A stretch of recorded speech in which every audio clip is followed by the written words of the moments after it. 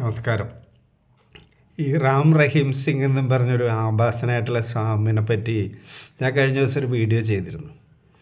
ഇതൊരു സെലിബ്രിറ്റിയാണ്, കള്ളസ്വാമിയാണ്. 2 റേപ്പ് കേസിലും ഒരു കൊലപാതക കേസിലും ജയിലിലാണ്. കോടിക്കണക്കിന് സ്വത്ത് ജനങ്ങളെ പറ്റിച്ച് ഉണ്ടാക്കിയിട്ടുണ്ട്. ഒരു സിനിമയിൽ അഭിനയിച്ചിട്ടുണ്ട്, സ്വയം നിർമ്മിച്ച് അഭിനയിച്ച്. അപ്പോൾ ആൾ പാകത്താണ്. ഇവൻ ശിക്ഷ കിട്ടി ജയിലിൽ പോയതിന് ശേഷം 15ാമത്തെ പരോളാണ് ഇപ്പോൾ അനുവദിക്കുന്നത്, 40 ദിവസത്തിന്. ജയിലിൽ ശരിക്കൊരു അമ്മായി വീട് പോലെ. ഇവന് ഇഷ്ടമുള്ളപ്പോൾ പോകാൻ വരാം. നമ്മുടെ നിയമവ്യവസ്ഥ സത്യം പറഞ്ഞാൽ എവിടെ എത്തി നിൽക്കണം. ഈ ബലാത്സംഗം ഇങ്ങനത്തെയൊക്കെ ചെയ്യുന്ന കള്ളസ്വാമിമാരാണ്. അതേപോലെ ഇയാളുടെ ആശ്രമത്തിൽ നടക്കുന്ന കൊല്ലരായുധകൾ വെളിച്ചത്ത് കൊണ്ടുവന്ന പത്രപ്രവർത്തനം കൊന്നു, നിഷ്ഠൂരമായിട്ട് കൊലപ്പെടുത്തി. ഇതിനൊക്കെയാണ് ജയിൽ ശിക്ഷ.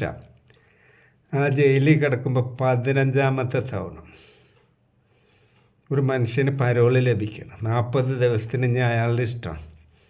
ജയിലിൽ കിടന്നാലും വലിയ പ്രശ്നമൊന്നുമില്ല. അയാൾക്ക് ഇഷ്ടമുള്ള ഭക്ഷണം, അയാൾക്ക് ഇഷ്ടമുള്ള എല്ലാം അവിടെ കിട്ടും. നല്ലൊരു ശുദ്ധവായു ശ്വസിക്കാൻ വേണ്ടി ഇറങ്ങുകയാണ്. നമ്മുടെ നിയമവ്യവസ്ഥ ഒരു സാധാരണ 2 ചാക്ക് അടക്ക കേട്ടവനോ അല്ലെങ്കിൽ ഒരു പെണ്ണിനെ തോണ്ടിയവനോ മാല പൊട്ടിച്ചവനോ ഇവനൊക്കെയാണ് ജയിലിൽ കിടക്കുള്ളൂ. വലിയ കേസ് ഒപ്പിക്കണവരൊക്കെ ഒന്നും ജയിലിൽ ഫ്രീ ആണ്. നമ്മുടെ കേരളത്തിലും കാണല്ലേ ഈ കൊടിസുനി ഇങ്ങനത്തെ അവന്മാരൊക്കെ എപ്പോഴും പുറത്തല്ലേ. ഭരിക്കണത് ആരാണ്? അവരുടെ ഇഷ്ടക്കാരാണോ? ജയിൽ വാതിലൊക്കെ ഓപ്പണാവും. പാവപ്പെട്ടവരെ കിട്ടിയാൽ ഇടിച്ച് പരിപ്പെടുക്കുകയും ചെയ്യും. നമ്മുടെ ജനാധിപത്യ വ്യവസ്ഥിതി എന്ന് പറഞ്ഞാൽ എല്ലാവർക്കും തുല്യനീതി, എല്ലാവർക്കും തുല്യത.